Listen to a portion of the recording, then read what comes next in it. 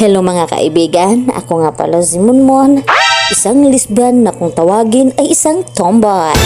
Hinuhusgahan ng karamihan, hinulumihan ng karamihan, pero hindi ko sila pinapansin at hito pa rin ako ngayon humaharap sa mga taong mapangusga sa akin. At pinagpatuloy ko yung aking kasarian dahil alam ko naman na masaya ako sa kung ano ako at sino ako. At yun lang yun. Hi! So magandang hapon mga kaibigan, samahan niyo ako. Lalabas tayo. So bago yan, tatalian ko muna yung buhok ko. Panamagang mukha naman yung tao yung mukha ko. Ha? Ano daw?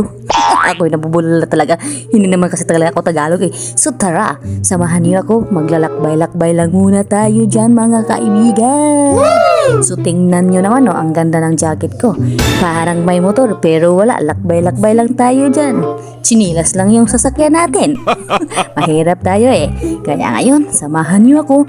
Pupunta ako sa isang bangko. Kukuha ako ng pera. Sana all, kukuha daw ng pera. Ay hindi pala. Kundi, malalaman niyo kung ano gagawin ko dyan. Yung nakita niyo yung may yelo dyan na parang bahay kubo. Ay hindi yung bahay kubo. Iwan ko ba ako nalilito na talaga. Basta ngayon, bakit ako lumalabas? Kasi ito talaga yung punto ko. Bakit ako nandito ngayon? Kasi, ito tataya lang naman ako mga kaibigan ng sortries dyan. Baka naman kasi manalo ako eh. Kapag nanalo ako makabili ako ng kulabo. So ayan, nagtataya lang ako pero sinama ko yung kapatid ko para makapag-video sa akin. So ayan, tingin-tingin tayo kung anong resulta kanina kasi talo ako kanina 2 PM. Kaya nga subukan ko maya. Pang 9 PM kasi hindi na ako nakaano ng 5 PM. Nalilito na talaga ako. Basta ayan, so kunin natin yung pira natin.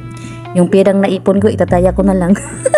Itataya ko na lang yung naipon ko, baka kasi maging 10 times pa yun eh, diba? Ang laki-laki na nun. So ayan, babayad na tayo. Pagkatapos niyan, alis na tayo, Gayle. So maraming salamat sa panonood mga kaibigan.